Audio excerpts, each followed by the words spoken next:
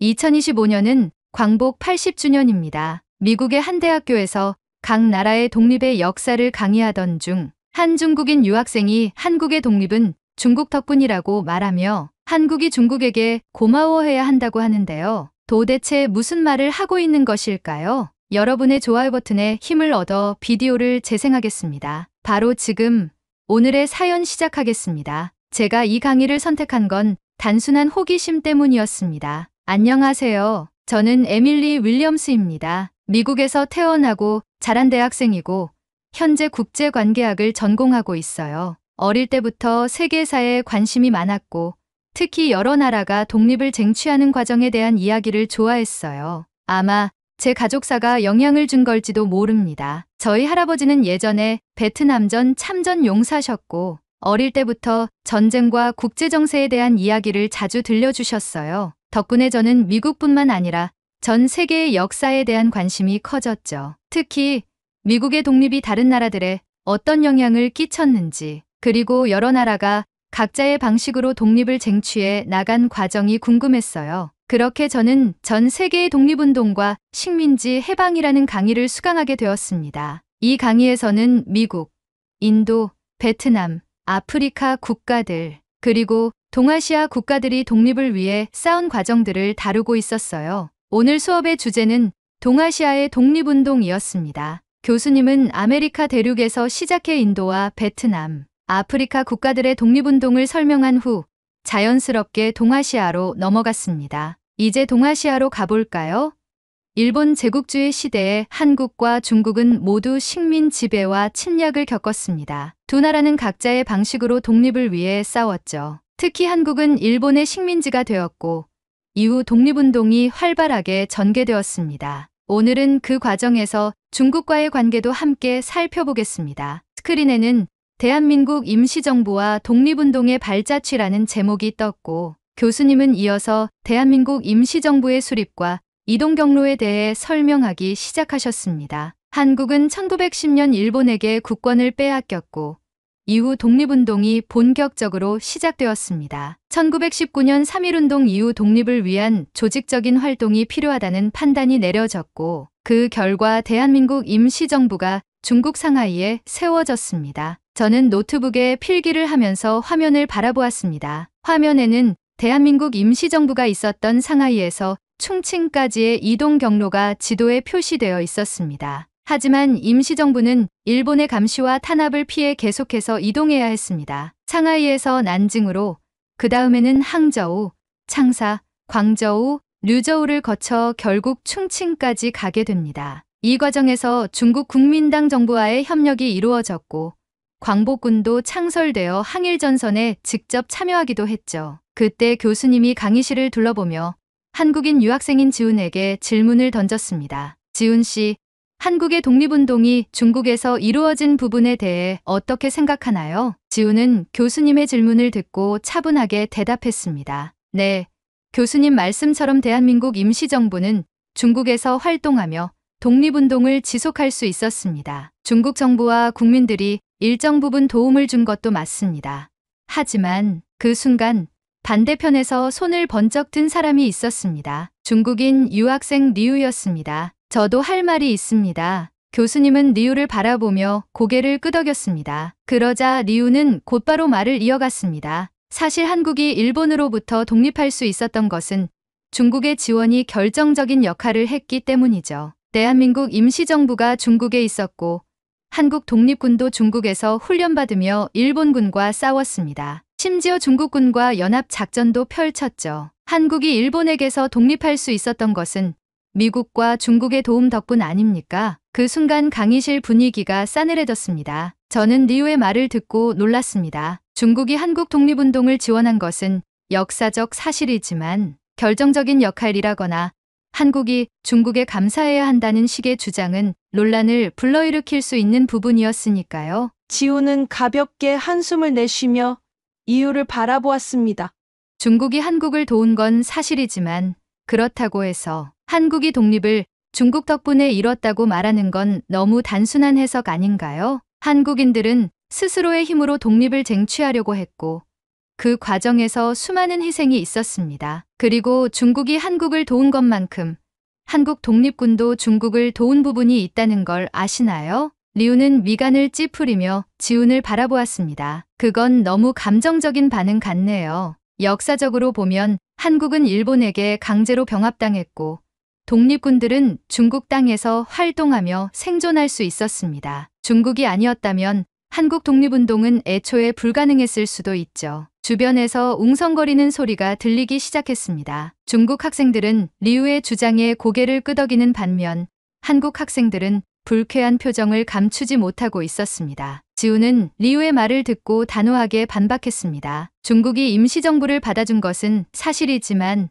순수한 호의에서만 이루어진 것이 아닙니다. 당시 중국도 일본과 대립하고 있었고 한반도가 일본에 넘어간 상황에서 한국 독립운동 세력을 받아들이는 것은 중국의 전략적인 선택이었죠. 게다가 만주 지역에서는 중국 군벌들이 한국 독립군을 탄압하기도 했습니다. 무조건적인 지원이라고 볼 수는 없습니다. 리우의 표정이 굳어졌습니다. 그리고 강의실에는 묘한 긴장감이 감돌았습니다. 저는 이 논쟁을 지켜보면서 머릿속이 복잡해졌습니다. 분명 두 사람 모두 나름의 논리를 가지고 있었고 역사적으로도 각자의 주장에 근거가 있었어요. 하지만 논쟁이 감정적으로 흐르기 시작하면 본질을 벗어나 버릴 위험이 있었습니다. 강의실의 공기가 점점 무거워졌습니다. 저는 노트북을 타이핑하는 손을 잠시 멈추고 두 사람의 표정을 살폈어요. 지훈은 차분하지만 단단한 눈빛을 하고 있었고 리우는 살짝 흥분한 듯 어깨를 세우고 있었습니다. 한국이 독립을 쟁취하는 과정에서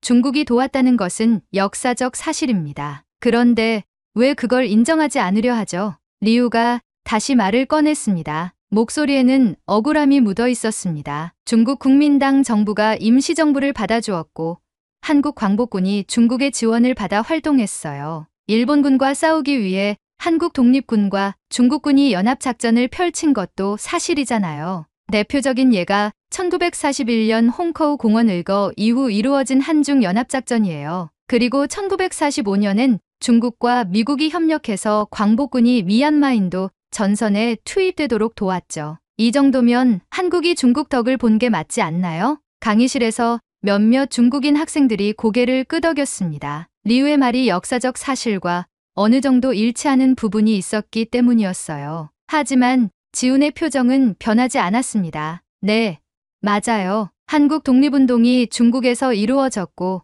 중국의 도움을 받은 것도 사실입니다. 하지만 그걸 한국이 중국에 감사해야 한다는 논리로 연결하는 건 문제가 있어요. 지훈이 노트북 화면을 잠시 바라보더니 화면을 돌려 보이며 덧붙였습니다. 대한민국 임시정부는 중국에서 머물며 독립운동을 했지만 중국 국민당 정부가 처음부터 적극적으로 지원한 것은 아닙니다. 오히려 한국 독립운동가들은 중국에서 끊임없이 이동해야 했어요. 왜 그랬을까요?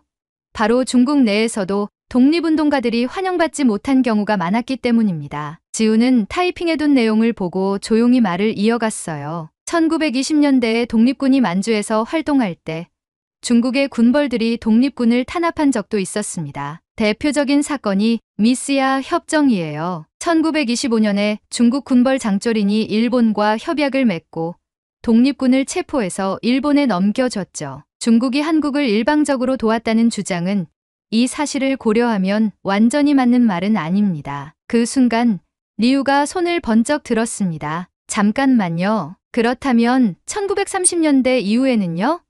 장제스 국민당 정부가 임시정부를 받아주고 한국 광복군을 조직하도록 도왔다는 건 인정해야 하는 거 아닌가요? 그건 인정합니다. 하지만 그것도 중국이 자국의 이익을 위해 내린 선택이었어요. 지훈은 리우를 바라보며 덧붙였습니다. 1937년 중일전쟁이 본격화되면서 중국은 일본과 전쟁을 벌이느라 큰 피해를 입고 있었습니다. 당시 중국 국민당 정부는 일본군을 견제하기 위해 한국 독립운동가들을 이용할 필요가 있었죠. 그 과정에서 임시정부를 지원한 것이지 단순히 한국을 위해서 한 행동은 아니었습니다. 그리고 중요한 건 한국 독립운동가들이 단순히 중국의 보호 아래 있었던 게 아니라 끊임없이 스스로 싸웠다는 점이에요. 리우의 표정이 살짝 흔들렸습니다. 강의실이 조용해졌고 저는 두 사람의 대화가 점점 더 흥미로워졌어요. 한국이 독립을 쟁취하는 과정에서 가장 중요한 역할을 한 건 한국인들 자체였습니다. 3.1운동을 주도한 것도 한국인들이었고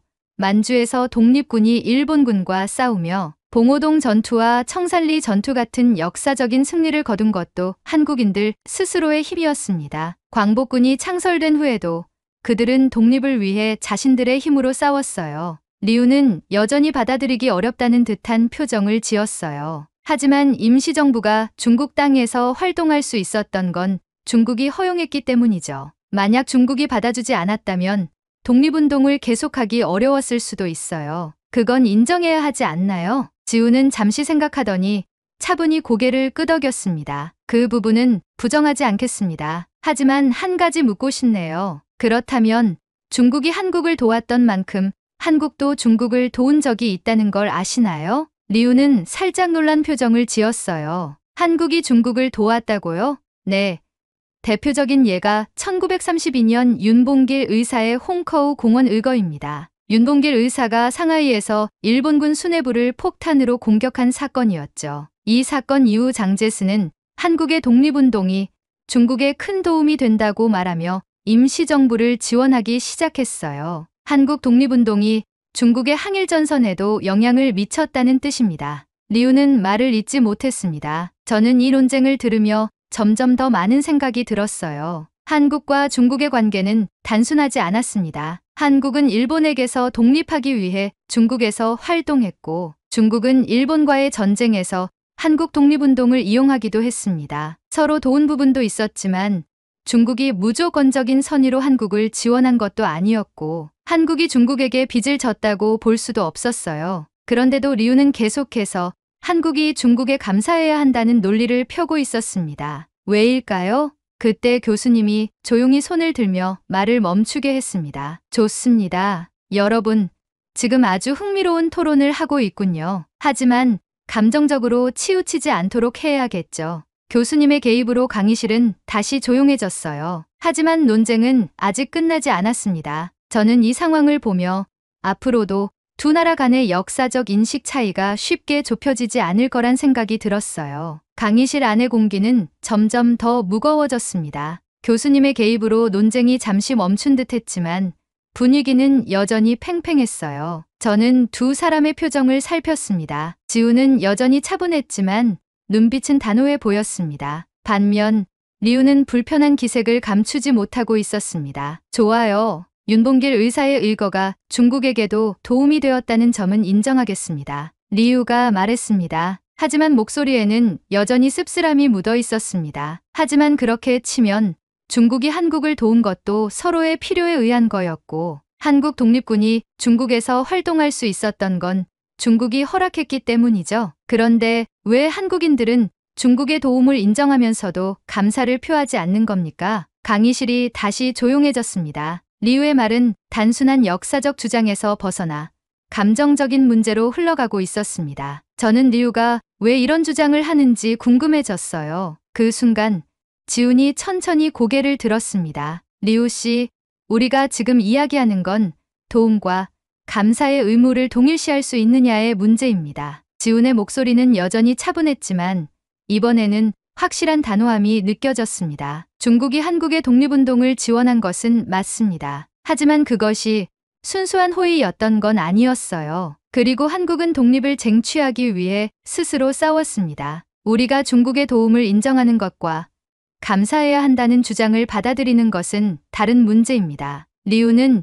여전히 납득할 수 없다는 표정이었어요. 하지만 역사를 보면 독립을 위해 많은 나라가 외부의 도움을 받았고 그런 나라들은 자신들을 도와준 나라에 감사하는 것이 일반적이죠. 미국은 프랑스의 도움으로 독립했을 때 프랑스에 감사를 표했습니다. 그런데 왜 한국만 중국의 도움을 받고도 감사하지 않는 건가요? 그 말을 듣는 순간 저는 다시금 놀랐습니다. 왜냐하면 리우가 비교 대상으로 든 미국 독립과 한국 독립은 완전히 다른 맥락이었기 때문이었어요. 그리고 그것을 깨달은 순간 지훈이 저와 같은 생각을 하고 있다는 듯 미소를 지으며 대답했습니다. 미국 독립과 한국 독립을 같은 기준으로 비교하는 건 적절하지 않아요. 미국은 독립전쟁 당시 프랑스로부터 군사적, 경제적 원조를 받았고 그것이 독립에 직접적인 영향을 미쳤죠. 하지만 한국의 경우는 다릅니다. 한국은 일본에게 완전히 병합된 상태였고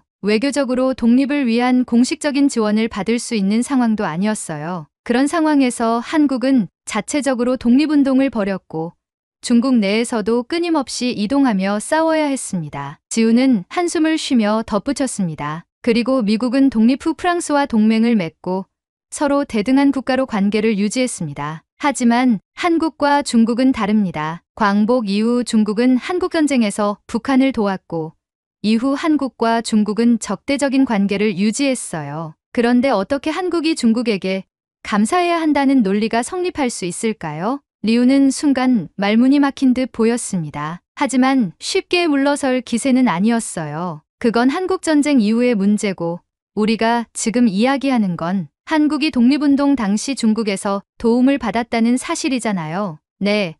하지만 그 논리를 따지려면 중국도 한국에게 감사해야 하지 않나요? 지훈이 되물었습니다. 리우는 다시 당황한 듯 보였습니다. 뭐라고요? 한국 독립운동이 중국의 항일전선에도 기여했으니까요. 윤봉길 의사의 의거가 중국 국민당 정부의 항일 의지를 북돋웠고 한국 광복군이 중국과 연합작전을 펼치며 일본군과 싸웠습니다. 그럼 중국도 한국에 감사해야 하지 않나요? 리우는 더 이상 뭐라 대꾸하지 못했습니다. 저는 이 장면을 보면서 생각이 많아졌어요. 한국과 중국은 서로 다른 역사적 경험을 가지고 있었습니다. 그리고 그 역사 속에서 서로의 필요에 의해 도움을 주고받았던 것이 사실이었죠. 하지만 그것이 단순히 한쪽이 다른 쪽에 감사해야 한다는 논리로 귀결될 수 없는 문제라는 것도 분명해졌어요. 그때 교수님이 다시 손을 들며 개입하셨습니다. 좋습니다. 여기까지 하죠. 오늘 토론을 통해 우리는 역사적 사실을 바라보는 시각이 얼마나 다른지,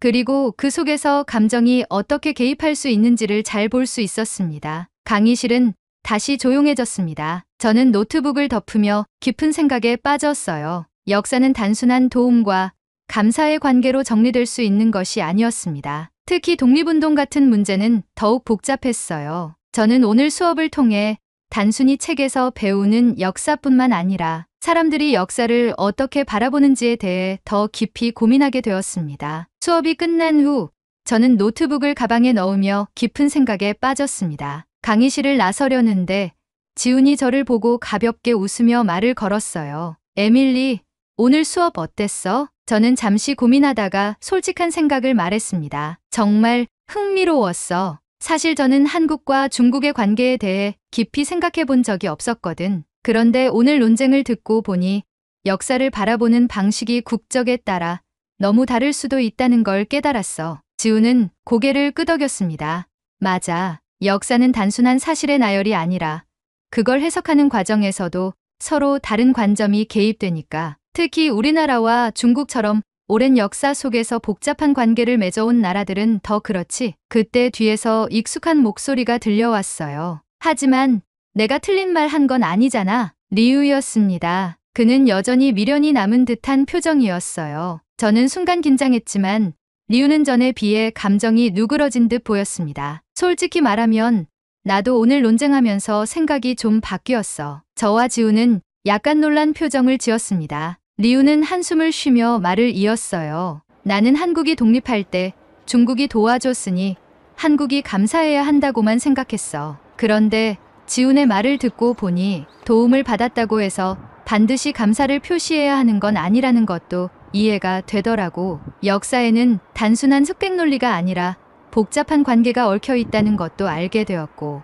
지훈은 미소를 지으며 리우를 바라보았습니다. 역사가 그런 거야. 한쪽 입장에서 보면 A가 맞고 다른 쪽 입장에서 보면 B가 맞을 수도 있어. 중요한 건 서로의 입장을 이해하려는 태도라고 생각해. 리우는 씁쓸하게 웃으며 고개를 끄덕였습니다. 내 말이 맞는 것 같아. 솔직히 오늘 수업에서 한국과 중국이 함께 일본과 싸웠던 부분에 대해서도 다시 생각해 보게 됐어. 중국이 한국을 도운 것만큼 한국 독립운동도 중국에 영향을 미쳤다는 걸 잘 몰랐거든. 우리도 한국에게 감사해야 한다는 논리가 성립되는 것 같아. 그 말을 듣고 저는 미소를 지었습니다. 결국 중요한 건 역사를 어떤 시각으로 보느냐겠지. 지훈과 리우도 제 말에 동의하듯 고개를 끄덕였습니다. 그날 저녁 저는 기숙사 방에서 노트북을 열고 오늘 수업 내용을 정리했습니다. 그리고 마지막으로 이런 문장을 남겼어요. 역사는 단순한 승자와 패자의 기록이 아니다. 그것은 우리가 어떻게 바라보고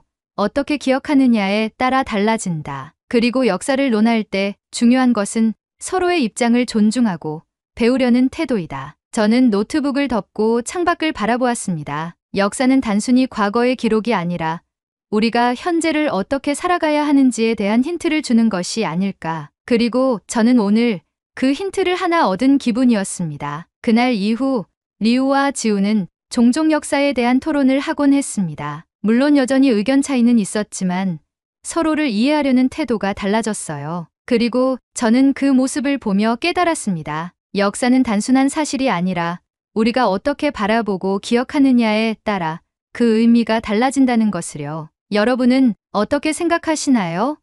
한국인들의 생각을 들어보고 싶습니다. 한국인이 기억하는 독립운동의 역사는 어떤 것인가요? 오늘의 사연은 여기까지입니다. 일본의 억압 아래 독립을 위해 투쟁하신 독립투사님들께 진심으로 감사드립니다. 한국과 중국의 생각 차이에 대한 여러분의 생각을 댓글로 남겨주세요. 오늘의 비디오가 공감이 되신다면 구독, 좋아요 한 번씩 부탁드리겠습니다. 그리고 여러분의 댓글은 제게 큰 힘이 됩니다. 다음엔 더 흥미로운 사연으로 여러분을 찾아뵙겠습니다. 시청해주셔서 감사합니다. 추운 계절인 봄이 지나가면서 수많은 유럽 관광객들이 한국으로 여행을 온다고 합니다. 2024년 12월까지의 전체 방한 외래 관광객 수는 약 1650만 명으로 전년 동기 대비 48.4% 증가하였으며 독일과 프랑스, 스페인과 이탈리아에서의 방한 관광객 수는 57.1% 증가하였습니다. 이러한 증가는 한국의 문화, 음식, 역사 등에 대한 유럽인들의 관심이 높아졌음을 보여주는데요. 오늘은 유럽의 여행 커뮤니티 사이트에서 일본과 한국 여행을 한 주인공의 사연을 여러분께 들려드리려고 합니다. 도대체 한국과 일본의 여행의 차이는 무엇일까요? 여러분의 좋아요 버튼에 힘을 얻어 비디오를 재생하겠습니다. 바로 지금 오늘의 사연 시작하겠습니다. 안녕하세요. 저는 스페인 마요르카에 사는 클라우디아라고 합니다. 한국에 계신 분들이라면 한 번쯤 궁금해하실 수도 있겠어요. 외국인들이 한국을 여행하면 어떤 점이 인상 깊을까요? 저는 최근 일본과 한국을 여행하면서 두 나라를 비교할 기회가 있었습니다. 사실 한국을 방문하기 전까지는 일본이 더 기대됐어요. 어릴 때부터 일본 애니메이션을 보고 자랐고 유튜브에서 도쿄, 오사카, 교토 같은 도시들의 멋진 풍경을 보면서 언젠가 꼭 가보고 싶다고 생각했거든요. 반면 한국은 상대적으로 덜 익숙했어요. BTS와 블랙핑크 덕분에 한국 음악에 관심이 생기긴 했지만 그 외의 한국 문화는 일본만큼 깊이 알지 못했어요. 그래서 여행 일정을 짤 때 일본을 먼저 방문한 후 한국으로 가기로 했어요. 두 나라 모두 아시아에서 가장 인기 있는 여행지였고 비슷한 점도 많아 보였어요. 하지만 여행을 다녀오고 나니 제 생각은 완전히 바뀌었습니다. 도쿄 나리타 공항에 도착했을 때 일본은 처음부터 정돈된 나라라는 인상을 주었어요. 입국 심사는 빠르고 체계적이었고 공항 직원들은 매우 정중했어요. 일본어를 몰라도 충분히 안내를 받을 수 있도록 잘 정리된 표지판과 시스템이 갖춰져 있었죠. 하지만 공항을 나서는 순간부터 뭔가 거리감이 느껴지기 시작했어요. 공항에서 전철을 타고 시내로 가는데 승객들이 모두 조용했어요. 전화 통화도 거의 하지 않고 서로 눈을 마주치지도 않았어요. 마치 모든 사람들이 자신의 세계 속에 갇혀있는 듯한 느낌이었어요. 신주쿠, 시부야, 아사쿠사 같은 관광지를 돌아다니면서 일본의 아름다운 모습을 직접 볼 수 있었어요. 네온사인이 반짝이는 시부야 거리는 정말 인상적이었고 전통적인 분위기가 남아있는 아사쿠사도 매력적이었어요. 일본 음식도 기대했던 만큼 맛있었고 지하철도 시간을 정확하게 지켜서 운행되었어요. 하지만 며칠이 지나면서 조금씩 불편한 점이 보이기 시작했어요. 일본에서 가장 불편했던 것은 사람들과의 교류가 거의 없었다는 점이에요. 스페인에서는 낯선 사람과도 쉽게 대화를 나눌 수 있어요. 식당에서든 길거리에서든 자연스럽게 인사를 주고받고 이야기를 나누는 게 익숙한 문화죠. 하지만 일본에서는 아무도 먼저 말을 걸지 않았어요. 한 번은 길을 찾다가 지도를 보며 고민하고 있었어요. 주변에 사람들이 있었지만 아무도 저를 도와주지 않았어요. 용기를 내어 영어로 길을 물어봤는데 몇몇 사람들은 당황한 듯 미소만 짓고 그냥 지나갔어요. 편의점에서도 간단한 질문을 했더니 점원이 사과만 하고 급히 자리를 떠버렸어요. 그 순간 깨달았어요. 일본은 정말 정중한 나라지만 동시에 개인주의적인 문화가 강한 곳이라는 거요. 그리고 저는 점점 외로워지는 기분이 들었어요. 일본은 깨끗하고 정리정돈이 잘 되어 있고 모든 것이 효율적이에요. 하지만 그 속에서 따뜻한 인간적인 교류를 찾기는 어려웠어요. 그렇게 일본에서의 여행을 마치고 저는 두 번째 목적지인 한국으로 떠났어요. 솔직히 말하면 큰 기대 없이요. 일본과 비슷한 분위기일 거라고 생각했어요. 하지만 공항에 도착한 순간부터 저는 완전히 다른 세상에 온 것 같은 느낌이 들었어요. 김포공항에 내리자마자 분위기가 확 달랐어요. 사람들이 바쁘게 움직이고 있었고 직원들은 분주하게 안내를 하고 있었어요. 그런데 공항의 분위기가 일본과는 다르게 활기차고 에너지가 넘쳤어요. 짐을 찾고 공항을 나서는데 버스 정류장을 찾지 못해서 두리번거리고 있었어요. 그런데 어떤 한국인이 다가와서 말을 걸었어요. 어디 가세요?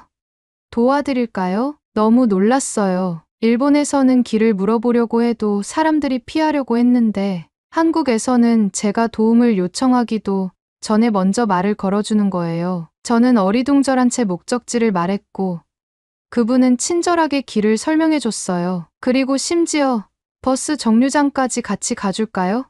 라고까지 물어봤어요. 이 순간 저는 직감적으로 느꼈어요. 아, 여긴 다르구나. 버스를 타고 서울 시내로 가는 동안 창밖을 보면서 계속 생각했어요. 한국 사람들은 정말 다정하구나. 아직 본격적인 여행이 시작되지도 않았는데 벌써부터 일본과의 차이가 선명하게 느껴졌어요. 창밖을 바라보며 생각에 잠겼습니다. 일본에서 한국으로 넘어온 지 불과 몇 시간이 채 지나지 않았지만 공항에서부터 분위기가 전혀 다르다는 것을 확실히 느낄 수 있었어요. 일본에서는 모든 것이 정해진 틀 안에서 조심스럽게 돌아가는 분위기였어요. 질서정연하고 조용했지만 동시에 어딘가 차갑고 거리감이 느껴졌습니다. 반면 한국은 훨씬 더 생동감이 넘쳤어요. 사람들은 빠르게 움직였고 공항 직원들도 적극적인 태도를 보였죠. 무엇보다 낯선 외국인에게도 거리낌 없이 말을 거는 모습이 가장 인상적이었습니다. 서울역에서 내려 환승을 하기 위해 버스 정류장을 또 찾고 있던 저는 순간적으로 방향을 잃어 한참을 두리번거리고 있었어요. 가방에서 핸드폰을 꺼내 지도를 확인하려던 찰나 누군가 다가와 말을 걸었습니다. 어디 가세요? 도와드릴까요? 깜짝 놀라 고개를 들었어요. 한 한국인 남성이 밝은 미소를 띠고 서 있었습니다. 일본에서는 제가 먼저 말을 걸어도 사람들은 당황하거나 곤란해하는 기색이 역력했는데 한국에서는 오히려 먼저 다가와 도움을 주겠다고 했어요. 순간 머릿속이 복잡해졌습니다. 이런 일이 우연일까? 아니면 한국에서는 이런 것이 자연스러운 문화일까? 아, 내 명동으로 가야 하는데 버스를 어디서 타야 할지 모르겠어요. 그는 환하게 웃으며 손짓을 했어요. 아, 저쪽이에요.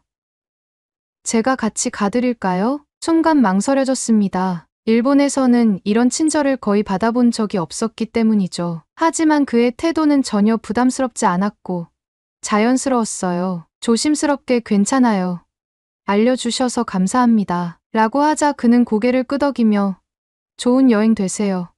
라고 인사를 한 뒤 떠났습니다. 그의 뒷모습을 바라보며 생각했어요. 일본과는 확실히 다르다. 버스를 타고 서울 시내로 가는 동안 창밖을 바라보며 계속 생각에 잠겼어요. 서울은 도쿄만큼이나 현대적인 도시였지만 분위기는 훨씬 더 활기차고 개방적이었어요. 거리에는 사람들이 북적였고 곳곳에서 대화하는 소리가 들렸습니다. 숙소에 짐을 풀고 서울에서 가장 유명한 관광지 중 하나인 명동으로 향했어요. 명동은 한국의 쇼핑과 K-뷰티의 중심지라고 해서 기대하고 있었습니다. 거리에 들어서자마자 예상보다 훨씬 많은 외국인들이 눈에 띄었어요. 어디서나 다양한 언어가 들렸죠. 영어, 중국어, 일본어, 심지어 프랑스어까지 들렸습니다. 일본에서도 외국인 관광객이 많긴 했지만 이렇게까지 여러 언어가 한꺼번에 들리는 경험은 처음이었어요. 그때 어디선가 낯익은 언어가 들렸습니다.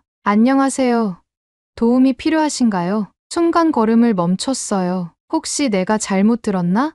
뒤를 돌아보니 한 한국 여성이 저를 보고 미소를 짓고 있었어요. 너무 놀라서 영어로 물었습니다. 죄송해요. 방금 스페인어 하신 거 맞나요? 그녀는 웃으며 고개를 끄덕였어요. 네. 스페인어 할 줄 알아요. 어디서 오셨어요? 그 순간 말문이 막혔습니다. 한국에서 스페인어를 듣게 될 줄은 상상도 하지 못했거든요. 일본에서는 영어조차 통하지 않는 경우가 많았는데 한국에서는 오히려 제 모국어로 먼저 말을 걸어주는 사람이 있었어요. 너무 신기해서 조심스럽게 답했습니다. 저는 스페인 마요르카에서 왔어요. 그녀는 반갑다는 듯 고개를 끄덕였어요. 와, 마요르카요? 저는 한국에서 스페인어 전공했어요. 멕시코에서 어학연수도 다녀왔고요. 그 순간 일본에서의 기억이 떠올랐습니다. 일본에서는 기본적인 영어조차 통하지 않아 의사소통이 쉽지 않았어요. 하지만 한국에서는 사람들이 외국어를 배우고 활용하는 것에 익숙한 듯 보였습니다. 한국이 외국인에게 보다 열린 사회라는 느낌을 받을 수 있었어요. 명동에서 여러 가게를 둘러보던 중 또 한 번 한국과 일본의 차이를 느끼게 되었어요. 가게에 들어가자마자 점원이 밝은 표정으로 다가왔어요. 안녕하세요. 무엇을 도와드릴까요? 자연스럽게 그냥 둘러보는 중이에요. 라고 대답했어요. 그런데 점원이 저를 한번 쓱 훑어보더니 조심스럽게 물었습니다. 혹시 스페인에서 오셨나요? 깜짝 놀라. 네. 어떻게 아셨어요? 라고 되물었어요. 그녀는 웃으며 말했어요. 요즘 스페인에서 오신 분들이 많아서요. 혹시 몰라서 여쭤봤어요. 그러더니 갑자기 스페인어로 말을 걸었어요. 안녕하세요.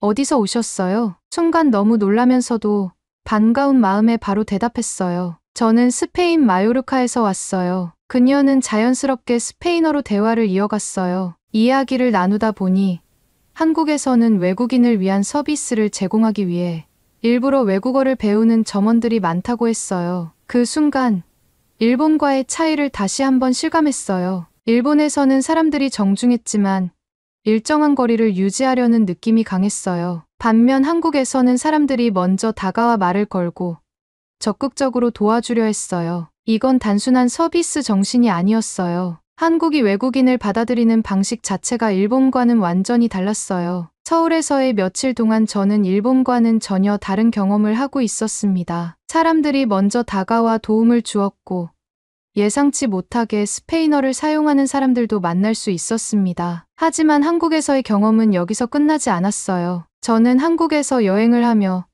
또 한 번 깊은 감동을 받는 순간을 맞이하게 되었습니다. 그날 저는 아침 일찍 숙소를 나와 북촌 한옥마을을 방문하기로 했어요. 전통적인 한옥들이 늘어선 골목길을 걷고 있으면 마치 과거로 돌아간 듯한 기분이 들 거라고 해서 기대가 컸습니다. 서울의 현대적인 모습과는 또 다른 매력을 가진 곳이라는 이야기를 들었기 때문이죠. 지하철을 타고 안구역에서 내려 한옥마을로 향하는 길. 저는 잠시 카페에 들러 커피 한 잔을 사기로 했어요. 작은 골목길에 자리한 한 카페에 들어가 메뉴를 고르고 있던 중이었습니다. 그런데 주문을 하려는 순간 문제에 부딪혔어요. 카페에서는 무인 주문 시스템을 사용하고 있었는데 터치스크린에 영어 메뉴가 보이지 않았습니다. 일본에서는 키오스크가 있어도 외국어 지원이 부족한 곳이 많았기에 한국에서는 좀 더 원활하게 이용할 수 있을 거라고 기대했지만 이곳에서는 영어가 표시되지 않았어요. 난감한 상황이었죠. 당황하며 화면을 몇 번 눌러보다가 직원에게 도움을 요청해야겠다고 생각했습니다. 마침 계산대에서 커피를 내리고 있던 직원이 저를 바라보며 다가왔어요. 필요한 메뉴 있으세요? 영어로 도와드릴까요? 그 순간 저는 놀라지 않을 수 없었습니다. 제가 도움을 요청하기도 전에 직원이 먼저 영어로 말을 걸어준 거였어요. 일본에서는 영어로 길을 묻거나 주문을 하려고 해도 대부분의 사람들이 당황하거나 곤란한 표정을 지으며 피하려 했어요. 하지만 한국에서는 오히려 직원이 먼저 영어를 사용하며 저를 배려하고 있었습니다. 아, 네. 감사합니다. 라떼를 하나 주문하고 싶어요. 직원은 자연스럽게 키오스크 화면을 조작하며 주문을 도와주었고, 저는 무사히 커피를 받을 수 있었습니다. 작은 일이었지만 외국인을 배려하는 한국의 문화가 다시 한번 느껴졌어요. 커피를 들고 북촌 한옥마을로 향하는 길. 저는 예상보다 훨씬 복잡한 골목길을 마주하게 되었습니다. 한옥마을은 언덕 위에 자리하고 있어서 길이 꽤나 가파르고 이리저리 이어진 작은 골목이 많았어요. 관광객들이 많이 찾는 명소라고 들었지만 길 안내 표지판이 많지 않아서 초행길인 저는 방향을 찾기가 어려웠습니다. 지도를 확인하며 길을 찾아가고 있는데 갑자기 한 할머니께서 다가오셨어요. 어디 가려고 해요? 순간 당황했습니다. 일본에서는 어르신들이 외국인에게 먼저 말을 거는 경우를 거의 본 적이 없었기 때문이죠. 하지만 한국에서는 길을 찾지 못하고 헤매는 저를 보고 먼저 다가와 도움을 주려는 분이 계셨던 거예요. 아, 저는 북촌 한옥마을을 구경하러 왔는데 길을 잘 모르겠어요. 할머니는 환하게 웃으며 손짓을 하셨어요. 이쪽으로 가면 돼요. 저 따라와요. 그렇게 저는 자연스럽게 할머니와 함께 길을 걷게 되었습니다. 할머니께서는 천천히 걸으며 한옥마을에 대한 이야기도 들려주셨어요. 한국의 전통 가옥인 한옥이 어떻게 지어졌는지, 이곳이 왜 관광객들에게 인기 있는지 설명해 주셨죠. 한국 사람들은 예전부터 마당이 있는 집에서 살았어요. 그런데 요즘은 아파트에서 사는 사람들이 많아서 이런 한옥이 점점 줄어들고 있죠. 할머니의 설명을 들으며 걷다 보니 어느새 목적지에 도착해 있었습니다. 저는 감사한 마음에 정중하게 인사를 드렸어요. 정말 감사합니다. 덕분에 길을 잘 찾았어요. 할머니께서는 환하게 웃으며 손을 흔드셨어요. 즐겁게 구경하고 가요. 한국 좋아요? 그 순간 저는 망설임 없이 대답했습니다. 네. 한국이 정말 좋아요. 여행을 하면서 저는 일본과 한국의 차이를 점점 더 실감하게 되었습니다. 일본에서는 거리의 깨끗함과 정돈된 분위기에 감탄했지만 어디서든 사람들과의 거리감이 느껴졌어요. 영어로 길을 물어보는 것조차 조심스러웠고 많은 사람들이 의사소통을 피하려는 듯한 느낌을 받았습니다. 하지만 한국에서는 달랐어요. 공항에서부터 사람들이 먼저 다가와 도움을 주었고 가게 직원이 외국어를 능숙하게 사용하며 배려해 주었으며 길을 잃었을 때도 따뜻한 마음으로 길을 안내해 주는 사람이 있었습니다. 이 모든 순간들이 모여 저는 한국이라는 나라를 더욱 깊이 이해할 수 있었습니다. 북촌 한옥마을을 돌아본 후 저는 한옥 카페에 들어가 따뜻한 전통차를 마시며 잠시 쉬었습니다. 창밖으로 보이는 서울의 풍경을 바라보며 생각했습니다. 나는 왜 한국보다 일본을 더 기대했던 걸까? 이제 와서 생각해보면 저는 한국에 대해 너무 몰랐던 것 같았습니다. 한국이 이렇게 외국인을 따뜻하게 맞이하는 나라라는 것을 직접 경험하고 나서야 깨달을 수 있었어요. 한국에서의 여행은 단순한 관광이 아니었습니다. 저는 이곳에서 예상치 못한 감동을 받고 있었습니다. 한국에서의 마지막 날, 저는 숙소 근처의 작은 공원 벤치에 앉아 있었습니다. 따뜻한 햇살이 내리쬐고 있었고 바람이 살짝 불어오면서 기분 좋은 공기가 느껴졌어요. 출국을 앞두고 여행의 순간들을 하나씩 떠올려 보았습니다. 한국은 저에게 너무나도 많은 놀라움을 안겨준 나라였습니다. 처음에는 단순한 호기심으로 방문했던 곳이었지만 여행을 하면서 저는 예상하지 못했던 따뜻한 경험을 하게 되었어요. 그동안 일본이 더 기대됐던 건 사실이었습니다. 어릴 때부터 일본 애니메이션과 문화를 접하면서 자연스럽게 일본을 동경하게 되었고 여행을 계획할 때도 일본을 가장 먼저 떠올렸습니다. 하지만 여행이 끝난 지금 제게 더 깊은 인상을 남긴 곳은 한국이었습니다. 두 나라 모두 발전된 도시와 멋진 풍경을 가지고 있었어요. 대중교통도 편리했고 음식도 맛있었죠. 하지만 여행을 하면서 가장 큰 차이를 느꼈던 부분은 사람들과의 거리감이었습니다. 일본에서는 낯선 사람에게 말을 걸기가 쉽지 않았습니다. 제가 길을 헤매고 있어도 질문을 하려고 해도 대부분의 사람들은 조용히 지나가거나 피하는 경우가 많았어요. 반면 한국에서는 제가 도움을 요청하기도 전에 사람들이 먼저 다가와 말을 걸었습니다. 공항에서부터 길을 안내해 준 사람, 버스를 기다리던 저에게 먼저 도움을 주겠다고 한 사람, 북촌 한옥마을에서 길을 잃었을 때 먼저 다가와 길을 안내해 준 할머니까지 한국에서는 낯선 사람에게도 따뜻한 관심을 보이는 분위기가 자연스러웠어요. 일본이 정중한 태도를 중요시한다면 한국은 정이 넘치는 문화라는 생각이 들었습니다. 일본에서는 영어를 사용하려고 하면 사람들이 부담스러워하는 경우가 많았습니다. 특히 편의점이나 식당에서는 직원들이 영어를 이해하지 못해 난감했던 적도 있었어요. 하지만 한국에서는 많은 사람들이 외국어를 능숙하게 사용했고 심지어 스페인어를 할 줄 아는 사람도 만날 수 있었습니다. 명동의 가게 점원이 스페인어로 인사했던 일, 카페 직원이 먼저 영어로 도와주겠다고 했던 순간, 관광지에서 만난 한국인이 스페인어를 배운 이유를 이야기했던 경험, 이 모든 것들이 저에게 한국이 외국인 친화적인 나라라는 확신을 심어주었습니다. 일본에서는 사람들이 감정을 크게 드러내지 않는 경향이 있었습니다. 예의 바르고 친절하지만 그 이상의 교류는 쉽게 이루어지지 않았어요. 하지만 한국에서는 사람들과 보다 쉽게 감정을 공유할 수 있었습니다. 한국 좋아요? 라고 물으며 웃던 할머니, 즐거운 여행 되세요. 라고 인사하며 떠난 공항 직원, 혹시 도움이 필요하세요? 라며 먼저 다가온 거리의 사람들, 이런 작은 순간들이 쌓이면서 한국이라는 나라가 점점 더 따뜻하게 느껴졌어요. 한국에서 보낸 시간은 단순한 여행이 아니었습니다. 저는 이곳에서 사람과 사람이 가까워지는 법을 배웠어요. 한국에서는 낯선 사람과도 자연스럽게 대화가 이어졌고, 그 과정에서 저는 더 이상 외롭지 않았습니다. 여행을 하면서 단순히 관광지를 돌아보는 것이 아니라 사람들과 교류하며 진짜 한국을 경험할 수 있었습니다. 저는 한국에서의 경험을 절대 잊지 못할 것 같아요. 이곳에서 만난 따뜻한 사람들, 거리의 활기찬 분위기, 그리고 예상치 못한 감동적인 순간들까지.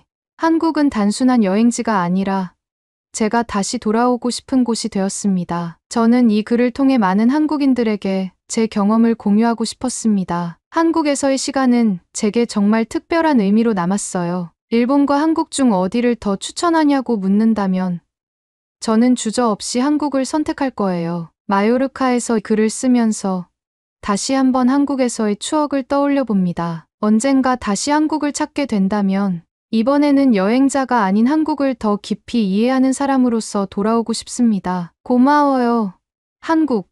다음에 다시 만나요.